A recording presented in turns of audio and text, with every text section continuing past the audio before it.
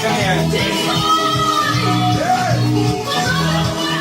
akan pada Zimbabwe sekarang ndiri ninaiga chazoka zikari pane venyero yenyu nevenyera munofarira nasoro muimbi achangosimukira muimbi akuzitiana nkurumira naiga reka chinza zere kubva kwaari mukoma munonzana mimi those mau kana kuti blamadza kana kuti mau munga mangozvira mukoma madza vari kufara munhu vari pane venyero yenyu anonzivo blamadza zvekare naiga alright mukoma mimi makatanga kuita zvekuimba rini kutara kuchine utongo 30 minutes aiwa mukoma madza vakatanga kuimba kudhara zvichionaika alright imimi pamakore esaya mane madamba refu mangani nzivo dzangu hasi madamba refu ndoimba 2 minutes 3 minutes hazina kureba zvotingatozi madamba refu. Okay.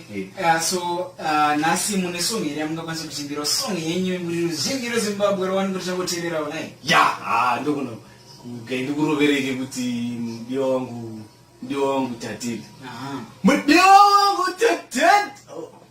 mudiwa wangu ndandakaleteke kunyora pati ndichanyatsoziva dai ndatakura pepa racho rana ndakanyorera ndainyatso kuimbira ikaka ndozokuimbira ikanda ndawana pekunyanya dai ndawana pekunyorera seanzo ruzhinji rweZimbabwe mukoma wati nhasi havasi kukwanisa kukuipawo zinziyo yavo kana kuita nonziyo freestyle kuzi vakangana pepa ranaika. Alright, mukoma mawi mimi nziyo dzenyu mimi dzinoridzwa kupi nini? Nziyo dzangu dzinoridzwa kwakasiyana siyana. Munogona kuridza kana pamaearphones enyu kana pamaspika enyu kana muri kumba pamaearphones tuma-earphones $2 hazvina basa kuti ma-earphones akaita sei kana kuti pai kana mubhazi kana mukombi ndiri muimba akasununguka ridzai pamunoda. Ewa mungozvindira zvinhu zvinokunaikira anzi mukoma madzi wakasununguka zvekuti munokwanisa kuridza music yavo pese pese naikira sinyazo mukoma madzi emimi ndiapo matambudziko amunosangana nawo semuimbi achangosimukira muimbi achangoita mukurumbira naye. Matambudziko akawa ndotambudzika nematambudziko ndinosangana nawo akasiyana siyana.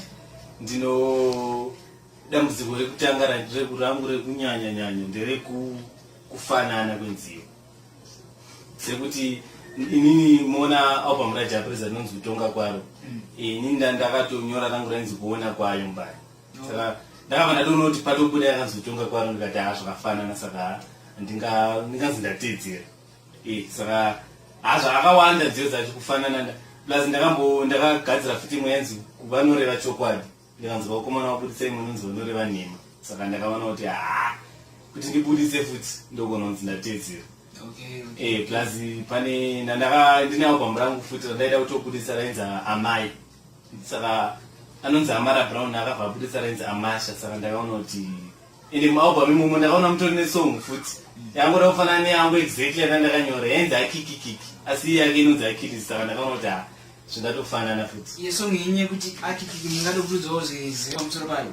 Yange iri Akikikiki musira makikikiki anoshandiswa nevanhu pakuseka pamaWhatsApp pamachikikikiki senge izvozvi mwedzi unouya ndakatobudisa futi rimwe album nyowani rinonzi Gomo saka ndakaona kuti Winkidzi futi ari kubudisa rinonzi Gombo ndikati zvinobva zvanyanya kufanana futi saka mimi ndomatambudziko andonyanya kusangana nawo iwani.